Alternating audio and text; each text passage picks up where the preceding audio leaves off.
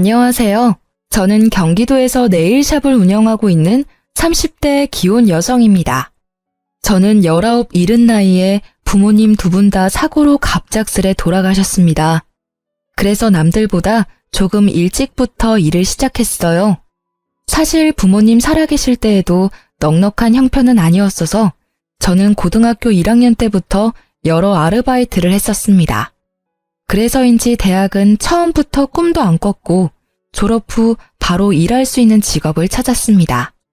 그렇게 학생 때 미리 따놓은 네일 자격증이 있어서 저는 고등학교 졸업하자마자 곧바로 취업할 수 있었어요. 그때부터 시작한 네일을 저는 지금도 여전히 하고 있네요. 비록 아무것도 없이 시작했지만 다행히 어디 빚은 안 지고 그렇게 혼자 앞가림하면서 살았어요. 그런데 돈의 결핍보다는 부모님이 안 계시니 일이 힘들 때나 몸이 아플 때나 배로 괴롭더라고요. 비록 없이 살았어도 사랑은 많이 주신 부모님이셨거든요. 의지할 가족이 갑자기 이 세상에서 없어지니 많이 허탈했어요. 그러다 제 남편을 만나 지금은 행복한 가정 이루고 잘 살고 있습니다. 지인의 소개로 만난 남편은 제 눈에 너무 완벽한 사람이었습니다. 저는 고졸에 대학도 못 나왔지만 남편은 명문대 졸업하고 대기업을 다니고 있었으니까요. 그런데 학벌도 짧고 고아인 저보다 이상하게 남편이 더 자존감이 낮더군요. 얘기를 들어보니 남편이 그리 화목한 집안에서 자란 건 아니었어요. 어머님께서는 시부께서 돌아가시곤 장남이 잘 돼야 한다며 시숙을 많이 밀어주셨대요. 학원비와 용돈은 시숙에게만 넉넉히 지원해 주셨다 합니다. 그런 것뿐만 아니라 어린 남편이 보기엔 어머님이 자식 사랑도 첫째인 형에게 유독 더 많이 쏟으셨다 합니다. 둘째인 남편은 반에서 1등을 해도 별로 기뻐하지 않는 시모였대요. 둘째가 감히 첫째 길을 꺾는다면서요. 저는 조금 못 살긴 해도 사랑받은 기억이 남아 있었지만 남편은 그런 기억이 잘 나지 않는다 해서 얼마나 마음 아팠는지 모릅니다. 저랑 다른 결이긴 하지만 남편 역시 가족의 사랑을 그리워하는 사람이었죠. 그래서 저희는 연애를 할 때부터 자연스레 서로의 보호자가 됐습니다. 마음이 힘들 때나 몸이 아플 때 서로가 필요한 순간마다 서로의 옆에 있어 주었죠. 결혼하고도 큰 문제는 없었는데 결혼 후 잠깐 위기가 있긴 했어요. 결혼 후 어머님께서는 저를 엄청 예뻐하시는 것까진 아니었어도 따로 제 집안이나 직업에 편견은 없으신 분이었습니다.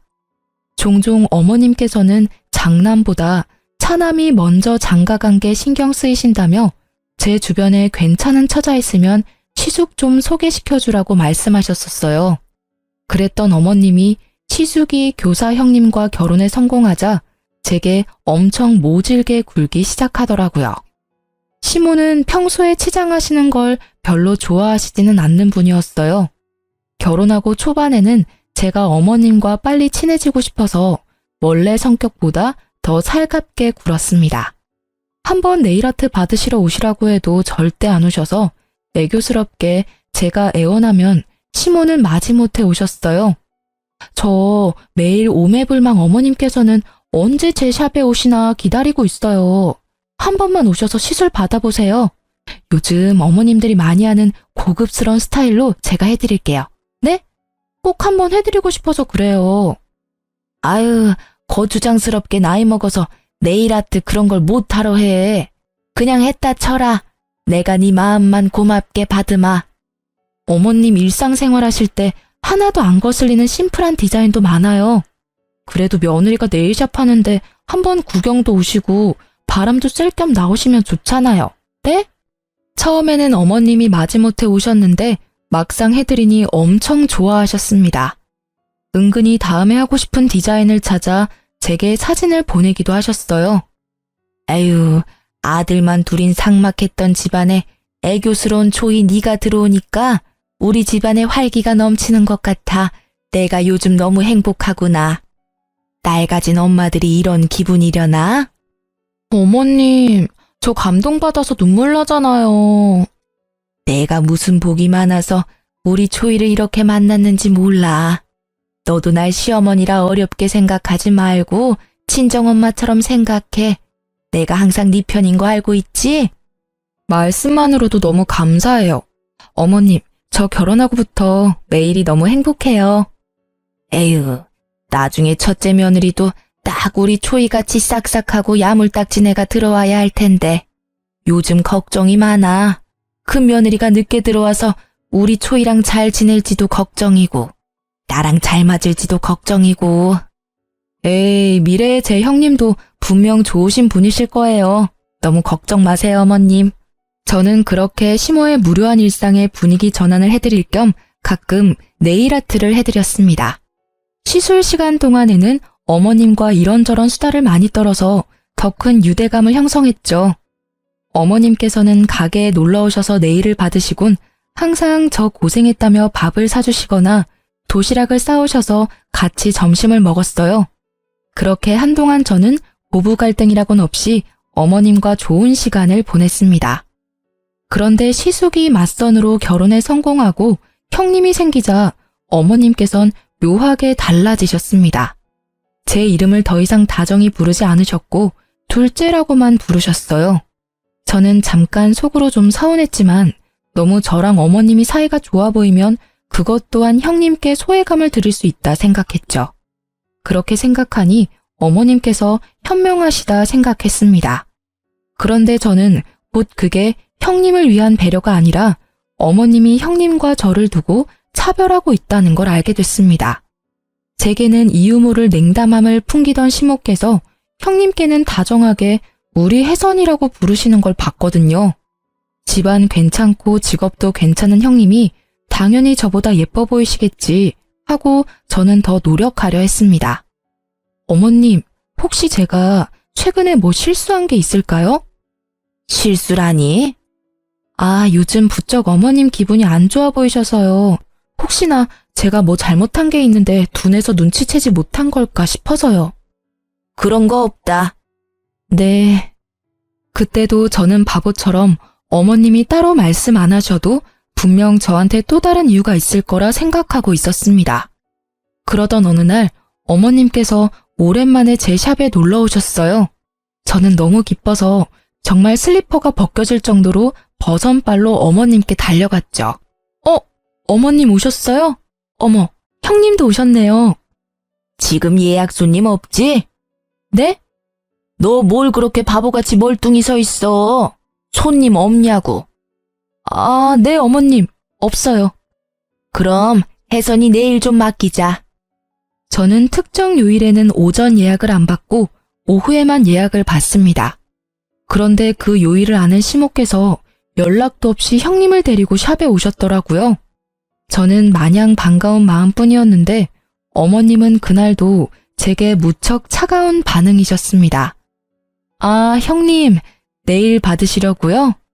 그럼 내일 샵에 시술 받으러 왔지 뭐하러 왔겠니? 예, 앞으로 우리 혜선이 손톱 정리는 네가 도맡아라. 혜선아, 오늘은 무슨 디자인으로 받고 싶니? 한번 봐야 할 것 같아요.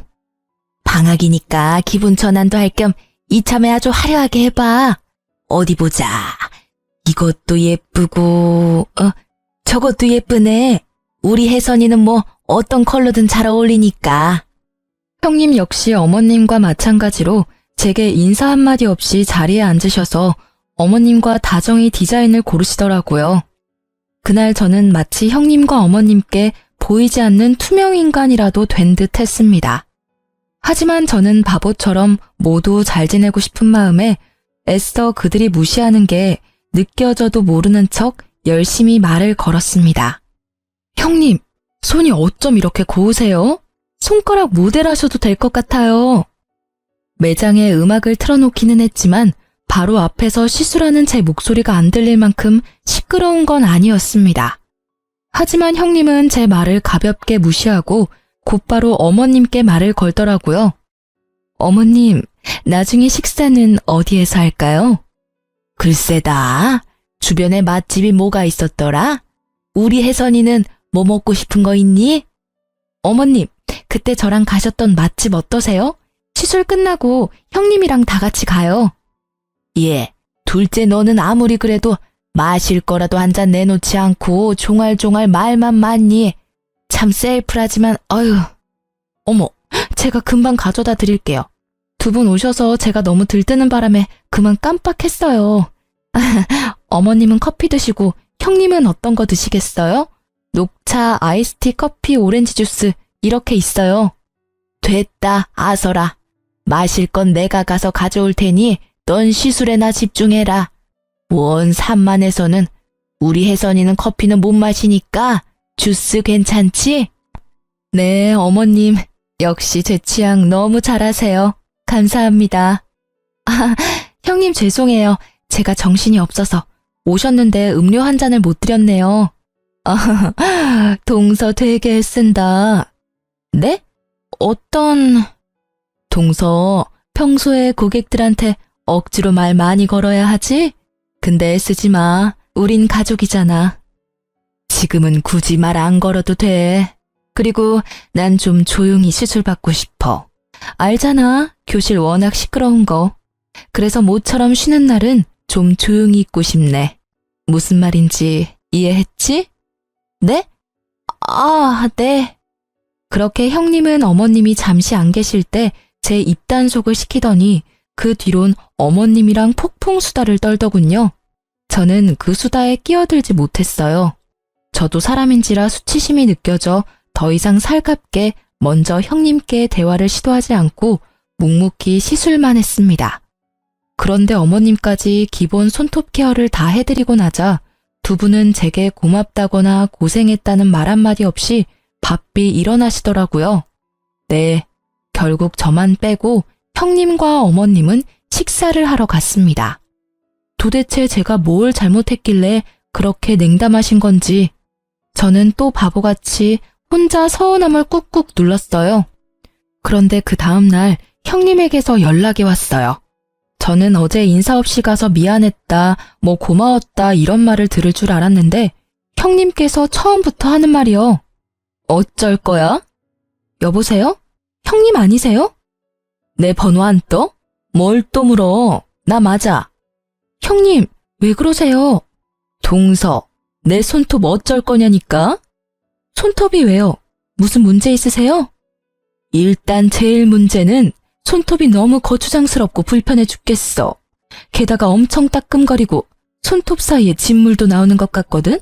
어떻게 배상할 거야? 아니 실력 개뿔도 없으면서 무슨 샵을 하겠다고. 형님, 아무리 화가 나셨다 해도 좀 말씀이 지나치시네요.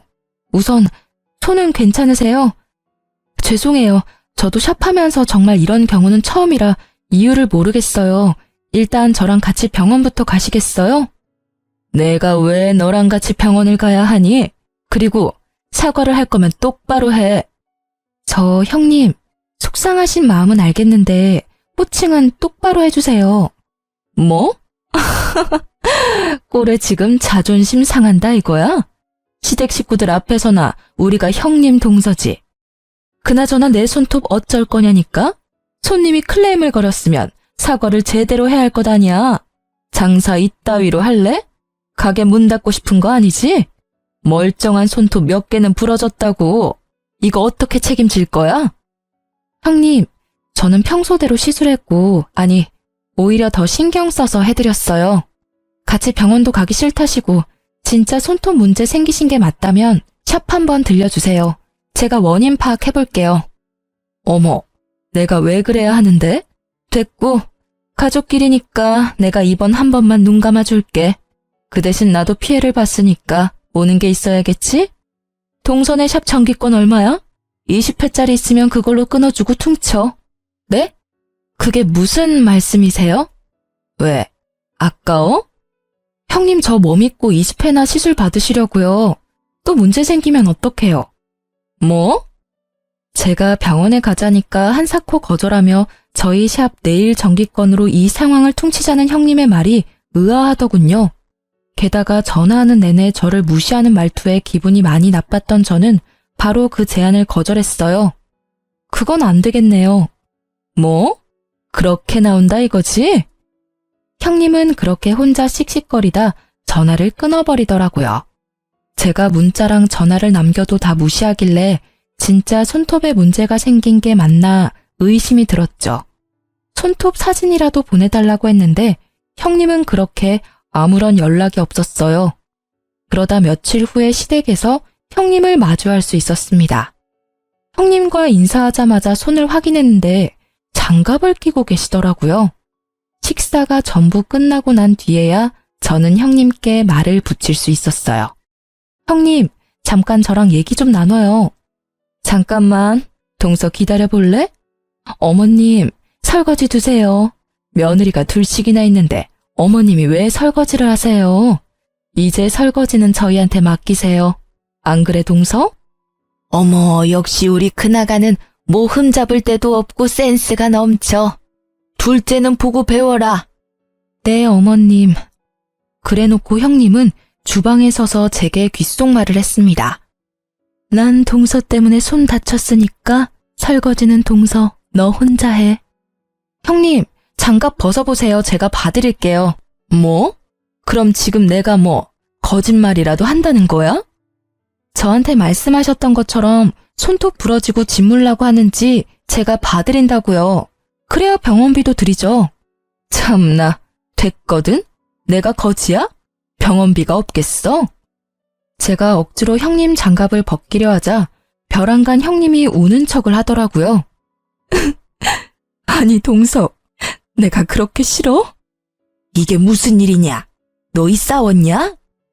그땐 저희 남편과 시주께서 담배 피러 마당에 나간 상태였고 놀란 시모만 무슨 일이냐고 한 걸음에 달려오셨어요. 어머님, 아무래도 동서는 제가 마음에 안 드나 봐요. 저는 정말 잘 지내고 싶었는데. 동서, 내가 미안해. 늦게 들어온 주제에 내가 눈치 없이 형님 노릇한 거지? 이게 뭔 소리냐?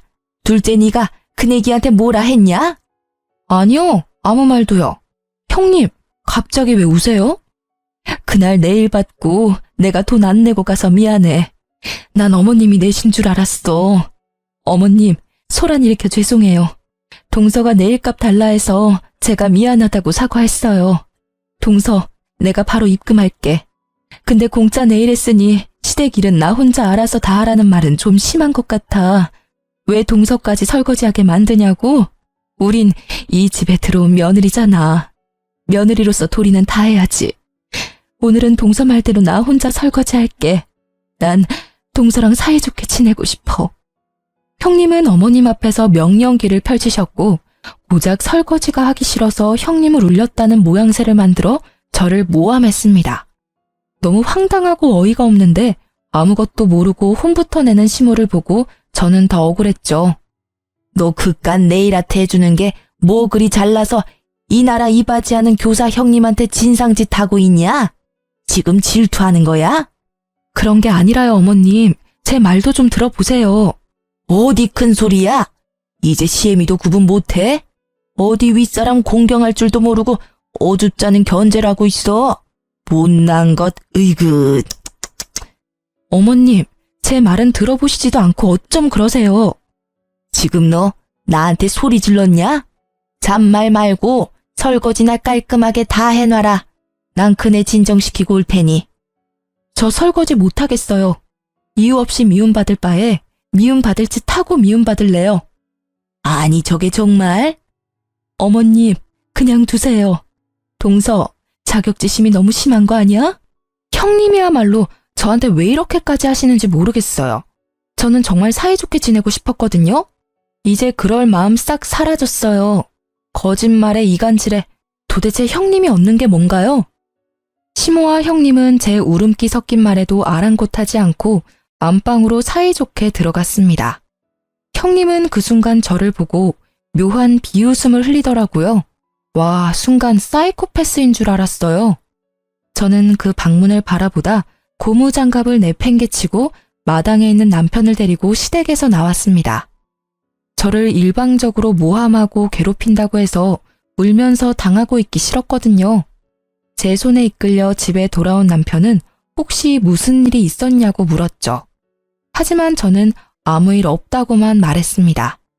남편에게 곧장 다 말할까 했지만 안 그래도 회사 일로 요즘 너무 힘들어하는 남편 머릿속을 더 복잡하게 만들고 싶지 않았습니다. 시모는 설거지 안 하고 갔다고 한마디 할 줄 알았는데 잠잠했습니다. 형님도 아무런 연락이 없었고요.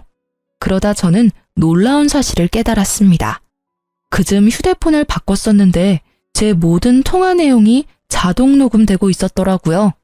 생각해보니 형님과의 통화 내용도 있겠다 싶었죠. 찾아보니 정말 다행스럽게도 형님이 제게 막말하며 진상짓했던 통화 녹음이 남아 있었습니다. 저는 아무런 말도 덧붙이지 않고 형님에게 통화가 녹음된 파일을 톡으로 보냈습니다. 그러자 형님은 제게 바로 전화를 걸어 싹싹 빌더군요. 동서, 통화 녹음하고 있었던 거야? 얼마 전에 전화 고장나서 바꿨는데 자동으로 통화 녹음이 됐더라고요. 어머님 눈에는 마음 넓고 천사 같은 형님인데 저한테 이렇게 막말하신 거 막상 들으시면 어떤 반응하실지 저 너무 궁금해요. 동서, 일단 만나서 얘기하자. 나도 동서 말대로 사이좋게 지내고 싶어. 왜 아니겠어? 내가 정말 미안해, 응? 이거 나 말고 또 다른 식구들한테 보낸 건 아니지? 저 바빠서 전화 이만 끊을게요. 동서! 제가 무시하고 전화를 끊자 형님은 곧바로 가게로 와서 제게 무릎 꿇고 빌었어요. 동서, 제발 내 체면 좀 살려줘. 내가 그래도 남들이 보기엔 멀끔하고 교양 있는 교사잖아. 내가 이렇게 소리 지르고 막말하는 모습 보면 어머님도 많이 속상해하실 거고 서방님이랑 우리 남편 사이도 곤란해질 거야. 우리가 서로 잘 지내야 하지 않겠어? 응? 저는 처음부터 형님이랑 잘 지내보려고 했어요. 선 넘은 건 형님이시고요. 내가 어떻게 하면 되겠어? 내가 어떻게 하면 동서 마음이 풀리겠어? 내가 정말 미안해. 나 한 번만 봐주라.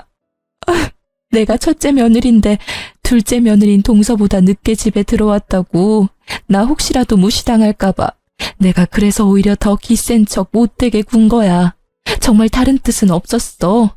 동서, 나 진짜 나쁜 사람 아니야. 알면 알수록 친구긴 사람이라고 내가. 그럼 일단 손톱 좀 봐요, 형님. 진짜 저한테 시술받고 엉망이 됐는지 봐야겠어요. 이건 제 커리어가 걸린 문제이기도 하거든요. 다 거짓말이야. 멀쩡해. 동서, 내가 받아본 네일 아티스트 중에 제일 잘해. 내가 인정해. 그러니까 정기권 달라고 했지. 일단 결제부터 하세요. 시술 받았던 거 결제도 하시고 사과도 똑바로 하세요. 형님으로서 사과한 건 지금까지 들었으니까 됐고요. 시술 받고 진상짓한 거 손님으로서 제대로 사과해주세요. 알았어. 미안해. 다 오해였어. 오해가 아니라 거짓말이잖아요. 그래, 다 거짓말이었어. 내 손톱 아주 멀쩡하고 동서 시술은 아무런 문제 없었어. 미안해. 손 좀 내밀어주세요. 사진 찍어놔야죠. 또 나중에 어떻게 말씀 바뀔지 모르니까요. 알겠어, 동서. 그럼 이제 마음 풀린 거지? 저도 사람인지라 금방 마음 풀리진 않겠네요. 그래도 앞으로 사이좋게는 못 지내더라도 우리 나쁘게 지내진 말아요. 저는 진심으로 형님 환영했고 형님이 생긴다는 것만으로도 기뻤어요. 알지. 내가 동서 마음 다 알지. 어머님께도 그때 오해 만든 거 형님이 알아서 풀어주실 거죠? 당연하지. 내가 만든 일인데 내가 풀어야지. 결국 저는 미안하다며 손이 발이 되도록 비는 형님의 사과를 받아줬어요. 형님이 어머님께 뭐라고 말했는지 모르겠지만 어머님은 싸우지 말고 다 같이 잘 지내보자고 연락이 먼저 오셨어요. 하지만 저는 이미 상처를 받아서 어머님께 더 이상 살가운 며느리가 될 수는 없더라고요. 원래라면 시댁에 자주 가서 좋은 시간 보냈을 텐데 저는 시댁에 가는 발걸음을 줄여나갔습니다. 남편 역시 저 때문에 시댁의 발길을 끊었습니다. 그때 시댁 식구들과 불화 말고도 저희 부부가 많이 힘들었을 때였거든요. 딩크족이라고 요새 아이를 안 낳는 부부들이 많아졌잖아요. 저희는 아이를 안 낳는 게 아니라 너무나 원했지만 아이 계획을 조금만 늦추기로 했습니다. 직장에서 은근히 괴롭히는 상사 때문에 남편이 힘들어했거든요. 대놓고 괴롭히면 고발이라도 할 텐데 그런 건덕지를 남기지 않으니 아무 대처도 할 수 없었어요. 게다가 매일 야근에 시달리며 과로까지 하니 사람이 망가져간다는 게 두 눈으로 보이더군요. 저는 남편에게 힘들면 말하라고 몇 번이나 말했지만 남편은 꿋꿋하게 참았어요. 원래대로라면 저희가 아이를 가지기로 계획한 해였어서 더 열심히 일해야 한다고요. 그러던 어느 날 남편이 흐느껴 울면서 회사를 그만두고 싶다고 고백했습니다. 저는 고민하지 않고 남편에게 1년만 쉬라고 했어요. 남편은 곧바로 이직할 회사를 알아보겠다고 했지만 저는 천천히 가자고 했어요. 남편이 살도 너무 많이 빠지고 피폐해 보였거든요. 저는 든든한 친정도 없고 비록 가진 거 없이 자랐지만 제 사업으로 돈을 좀 벌어놓은 상태였고 지금 벌이도 나쁘지 않아서 그 정도쯤은 남편을 뒷바라지할 수 있었습니다. 연애 때 남편이 혼자인 제게 많은 힘이 되어주었는데 이번에는 제가 남편에게 울타리가 되어주고 싶었어요. 내 사람이 그렇게 힘들다는데 한 번쯤 제대로 도와주고 싶었습니다. 그렇게 남편은 대기업을 그만두고 1년 동안 쉬면서 이직 준비를 하기로 했습니다. 시모한테는 절대 비밀이었어요. 워낙 고지식하신 옛날 분이라 힘들게 들어간 대기업 그만뒀다고 남편을 잡을 게 분명했거든요. 그런데 어쩌다 시댁에 가면 시모는 모든 일을 저한테만 시키더라고요. 형님은 그냥 앉아서 쉬라고 손수 과일까지 깎아주시면서 여전히 저만 미워하는 모습이 보였어요. 이런 취급 받을 거면 아예 시댁에 안 와야겠다 머릿속으로 생각하고 있던 참이었어요. 둘째 네가 그동안 나한테 해준 게 고작 네일밖에 더 있냐? 며느리 네일 아트샵 한다고 말하면 사람들 인식이 어떤 줄 알기나 해. 변변한 직업도 아니고 대기업 다니는 내 아들이 너무 아까워. 어머니, 사람 앞에 두고 말씀을 뭘 그렇게 하세요? 야, 어디서 어머니 앞에서 언성을 높여? 남편이 너무 화가 나서 어머님께 대들자 시숙은 또 남편을 나무랐어요. 내가 어디 틀린 말 했냐? 그리고 너희 왜 아직 애가 안 생기냐? 장남이랑 큰아가는 이제 막 결혼했지만 너네는 결혼한 지 꽤 됐잖니? 이유가 뭐냐? 둘째 너 무슨 문제 있냐? 어머님, 말씀을 왜 그렇게 밉게 하세요? 저 진짜 너무 서운해요. 요즘 저랑 남편 엄청 힘들거든요. 어머님이라도 저희 그냥 믿고 기다려주시면 안 돼요? 예뻐는 안 하시더라도 미워는 하지 말아주시면 안 돼요? 제가 너무 서운하고 화가 나서 어머님한테 반박하니 형님은 시모와 합세해서 저한테 버릇없다고 갑자기 훈계질을 하더군요. 아니 보자 하니까 동서 그게 무슨 말버릇이야. 아무리 대학 안 나왔다지만 초중고에서 예의 공경 이런 거 안 배웠어? 어서 어머님께 잘못했다고 사과드리지 못해. 네? 형님이 저한테 하실 말씀은 아닌 것 같네요. 제 말에 움찔하던 형님은 찔리는 게 있으니 또 조용해지더군요. 남편이 사실은 이라고 운을 떼자마자 저는 남편을 다독이며 시댁에서 나와버렸습니다. 그 상황에서 회사까지 관뒀다 하면 난리가 날 것 같았거든요. 대신 저는 소심한 복수로 시댁 제사 지낼 때 말없이 시댁에 안 갔어요. 시모께서 음식을 다 했는지 제게 왜 안 왔냐고 늦은 저녁 전화가 왔어요. 저는 샵 예약도 꽉 찼고 너무 바빠서 못 간다고 말씀드렸죠. 그리곤 분명 옆에서 듣고 있을 형님을 위해 이 말도 함께 덧붙였어요. 어머님, 네일아트 하는 모자란 며느리 말고 든든한 교사 며느리 있잖아요. 형님은 워라밸 좋으니까 일찍 마치셨잖아요. 형님, 듣고 계시죠? 제 목까지 어머님 잘 도와드렸죠? 너 안 와서 큰아가 혼자 개고생했다. 시모께서 워낙 손이 크셔서 음식을 엄청 많이 하시거든요. 형님 혼자 뼈 빠지게 시모 돕느라 고생했다고 들으니 속이 그나마 풀렸습니다. 그렇게 빚고자 형님은 그게 열받았는지 또다시 이간질을 하려 들더군요. 그 다음날 네일샵에 연락도 없이 시모랑 형님이 들이닥쳤습니다. 그때 저희 남편은 샵 유리창을 닫고 있었어요. 감히 대기업 다니는 내 아들 불러서 이따위 청소를 시키고 있어? 자기 아들 유리창 좀 닦는다고 기겁하며 개거품 무는 시모였어요. 형님은 시모 옆에 착 달라붙어서 아주 얄밉게 말했습니다. 어머님, 제 말 맞죠? 지나가는데 가끔 여기 청소하고 있더라고요. 게다가 제가 그이 통화하는 거 우연히 들었는데요. 지금 백수라고. 뭐? 너 그게 사실이냐? 엄마, 그게 사정이 있어서요. 저희 부부의 자세한 사정은 모르면서 그렇게 이간질 시도하는 형님을 보고 저는 너무 화가 나더라고요. 시모는 왜 회사 멀쩡히 다니다 백수가 됐냐고 물으시다 이내 저를 며느리로 잘못 들여서 그렇다는 둥 저 때문에 아들한테 안 좋은 일만 생긴다며 억지를 부리셨어요. 엄마는 아무것도 모르시면서 왜 이 사람한테 함부로 말씀하세요? 뭐가 다 이 사람 탓이에요? 모자란 제 탓이죠. 네, 저 힘들어서 회사 그만뒀어요. 그래서 이 사람한테 생활비며 이직하는데 드는 돈들 지원받으면서 지내고 있어요. 뭐? 아이고야, 다들 힘들게 회사 다닌다. 뭐가 대단히 힘들다고 멀쩡히 잘 다니던 대기업을 그만둬. 남들은 못 가서 안달인데. 넌 안 사람이 돼서는 남편 안 말리고 뭐 했냐? 남편에게 전혀 공감이나 위로는 못하고 나무라던 시모는 급기야 제 뺨을 때리려 했고 남편이 막자 이내 남편을 후드려 패기 시작했습니다. 넌 네 마누라만 중요하지? 어떻게 이렇게 엄마 뒤통수를 치냐? 내가 아들 대기업 다닌다고 동네방네 다 자랑해놨는데 이제 어쩌냐? 아이고 내 팔자야. 어머님 제발 그만 좀 하세요. 그래도 아들이니까 괜찮냐고 무슨 일이냐고 먼저 여쭤보실 줄 알았어요.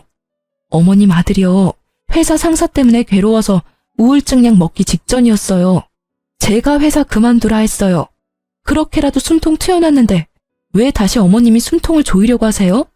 그리고 아무리 어머님이시라도 내 남편 몸에 손찌검하지 마세요. 이 사람 충분히 힘들다고요.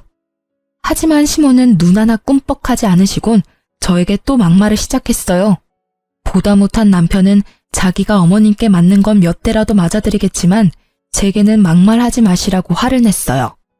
그리고 이어지는 남편의 말에 옆에서 구경하던 형님도 놀라고 어머님도 조용해지시더라고요. 엄마, 그동안 살아오면서 엄마가 도와달라고 하신 일들 내가 군말 없이 도와드렸잖아요. 장남인 형은 능력 없어서 내가 다 도와드렸잖아요. 엄마 힘들 때 도와드리는 자식이 누구일 것 같아요? 바로 저예요. 그런데 이러시면 안 되죠. 저 앞으로 엄마 무슨 일 생기셔도 절대 안 도와드릴 거예요. 그래? 그래라. 난 내 장남이랑 교사인 큰며느리만 있으면 된다. 손주도 우리 장남이랑 큰아가한테서 받으면 돼. 충격받은 남편이 말을 잇지 못해서 그 다음부터는 제가 나섰습니다. 형님이 제일 잘하는 이간질을 저도 해봤어요. 어머님, 혹시 아주버님이랑 형님 딩크족인 거 모르셨어요? 뭐? 딩크? 그게 뭐냐? 어디 뭐 새로 나온 욕이냐? 결혼할 때 애 안 낳기로 서로 합의하고 결혼하는 사람들 보고 딩크족이라고 해요. 형님, 딩크족이잖아요. 시모 눈이 희번뜩해지고 형님은 당황한 눈치였어요. 시모가 형님한테 사실이냐고 캐묻자 왜 이간질하냐며 저를 밀치고 머리채를 잡으려던 형님이었습니다. 하지만 재빠른 시모가 먼저 형님 머리채를 휘어잡았죠. 말 그대로 개싸움, 난장판이 나자 저는 웃으면서 말했어요. 지금껏 형님 네가 했던 게 바로 이간질이에요. 왜? 난 하면 안 돼? 제가 반말하자 또 반말했다고 형님은 발작하더라고요. 그리고 남편에게는 가만 있으라는 신호를 보내고 저는 순순히 형님께 머리를 뜯겨줬습니다. 이제 당신 얼굴 안 보고 살 건데 왜 존댓말까지 해야 합니까? 여보, 존대 절대 하지 말아요. 저는 남편의 말에 힘입어 형님에게 마지막 엿을 날려드렸어요. 요즘 갑질에 얼마나 예민한지 모르지? 지금 내 머리채 잡으려는 것까지 싹 다 인터넷에 다 뿌릴 거야. 땡땡 학교 교사가 네일샵 직원 머리채 잡았다고 말이야. 동네 맘카페에다가 저번 통화 녹음한 것도 다 올릴 거야. 어머, 안 돼! 제 머리를 신나게 잡고 흔들던 형님은 또 안 된다며 빌빌 기더라고요. 어머님께 머리를 뜯기면서도 두 손이 발이 되도록 빌더라고요. 일 저지르고 비는 게 당신 특기야? 시모는 모든 상황 떠나서 믿었던 첫째 아들이 딩크족이라는 사실에만 충격 먹어선 멍하니 대꾸도 안 하더라고요. 그렇게 시모와 형님이 가고 남편은 제게 통화 녹음은 무슨 말이냐고 물었죠. 저번에도 이런 비슷한 일이 있었다고 남편에게 다 털어놓자 남편은 꺼이꺼이 울면서 그동안 혼자 맘고생 시켜 미안하다고 제게 사과했습니다. 앞으로는 시댁과 정말 연 끊고 살 거라고 저 이제 고생 안 시키고 싶다면서요.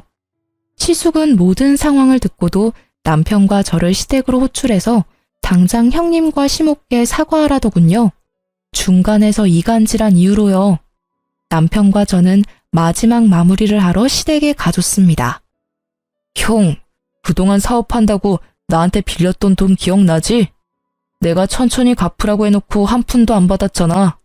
내가 여태 아무 말 안 했는데 이제는 갚아야지. 나 그 말 하러 온 거야. 아니, 형제끼리 그런 게 어딨냐? 재영아, 그건 따로 나랑 얘기하자, 응? 왜? 형제끼리니까 더 정확해야지. 게다가 나 백수잖아. 형이 빌렸던 돈 당장 나한테 입금해. 그걸 당장 어떻게 입금해? 그 큰 돈을. 아유, 내가 미안하다.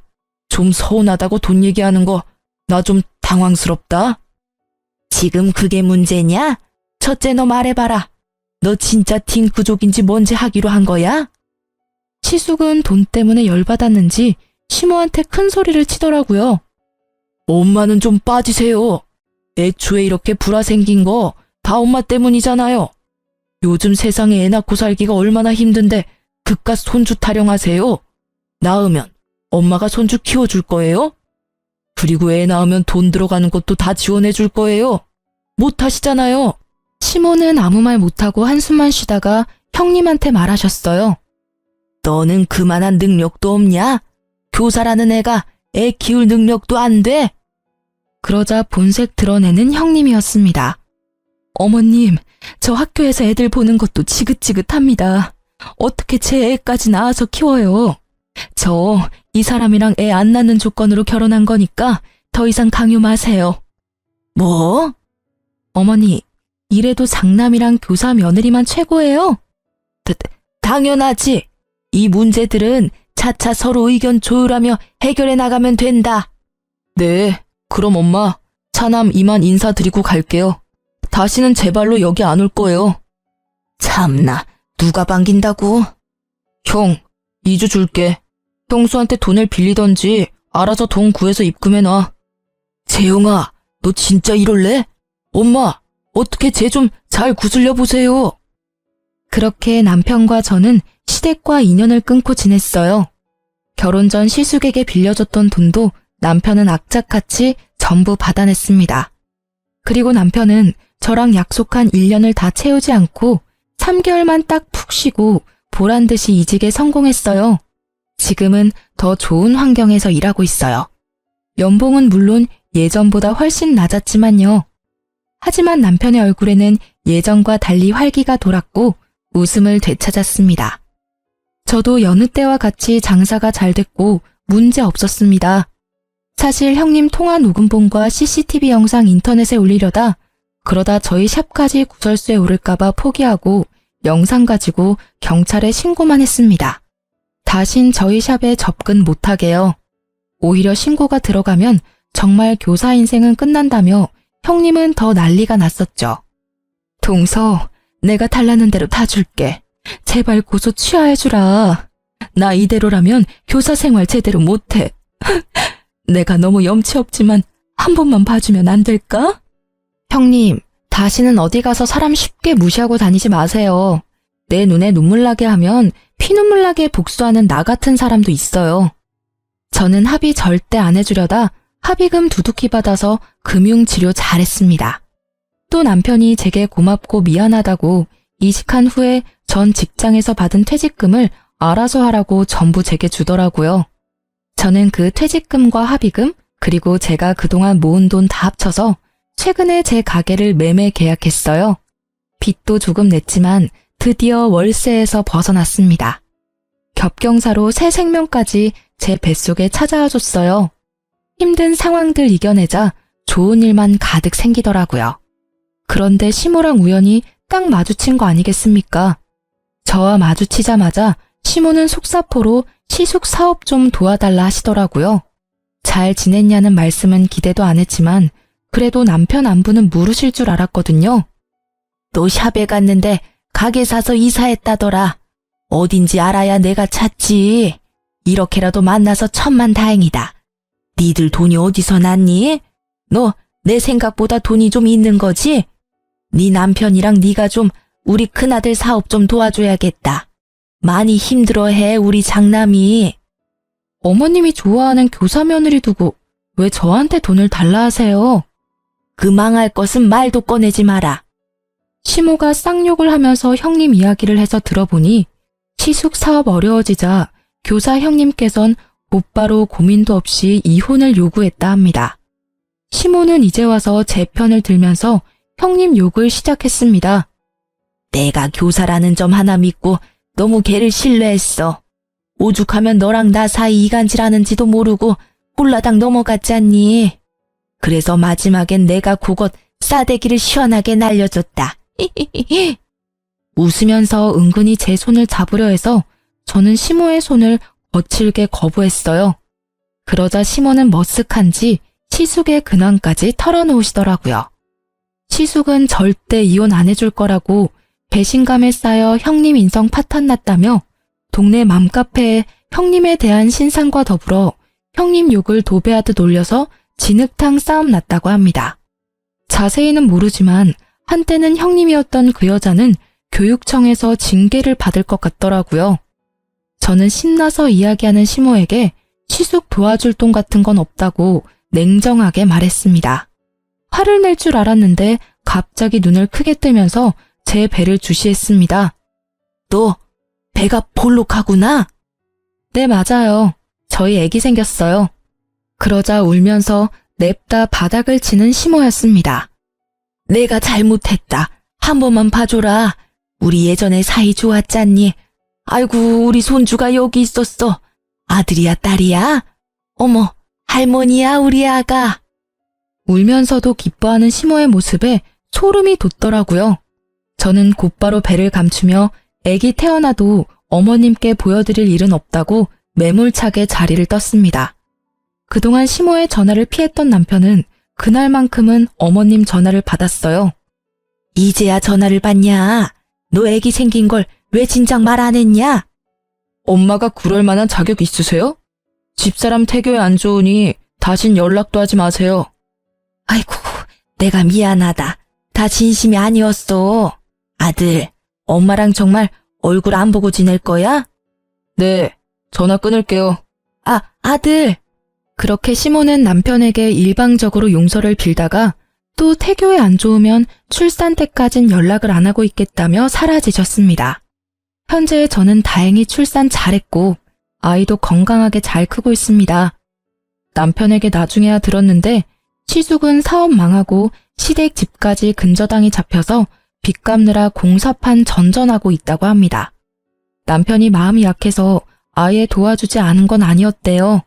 못 받을 걸 알면서도 착한 남편은 시숙에게 조금 돈을 빌려줬다고 합니다. 남편을 믿으니까 그 액수가 얼마인지는 굳이 묻지 않았어요. 시모는 식당 알바를 하신대요. 그 뒤로 남편도 저도 뵌 적은 없는데 가끔 남편에게 돈을 입금하십니다. 애기용품 사라고 보내시는 것 같아요. 남편은 본인이 받은 상처와 제가 받은 상처가 있으니 꿈쩍도 안 하고 돈을 그대로 다시 시모께 보내고 있습니다. 그리고 애기 얼굴 좀 제발 보여달라고 애원하는 시모한테 얼굴은 직접 보여줄 수 없다고 딱 잘라 거절했습니다. 아이 사진만이라도 한 장만 보내달라고 너무 애원하셔서 사진만 보내드렸어요. 장난만 있으면 된다고 연끈 차던 표독스러운 시모의 얼굴이 잊히지 않아서 직접 뵐 일은 아무래도 평생 없을 것 같습니다. 친정이 없던 저는 시댁 식구들이랑 정말 잘 지내고 싶었어요. 욕심이라면 욕심이었죠. 가족의 따뜻함을 시댁에서 찾으려고 했다니. 여러분, 가족이라고 무조건적으로 참아주고 살 수는 없다고 생각해요. 남편도 지금껏 살아오며 시모와 시숙을 여러 번 용서하고 인내했기에 더 큰 감정이 터진 것 같습니다. 아무리 가족이라 해도 서로 말 한마디 함부로 하면 안 된다는 걸 너무나 잘 아는 저희 부부예요. 저희 세 식구는 앞으로 최선을 다해 서로를 사랑하며 보듬으며 남은 인생 열심히 살아가려고요. 지금까지 제 긴 사연 들어주셔서 감사합니다.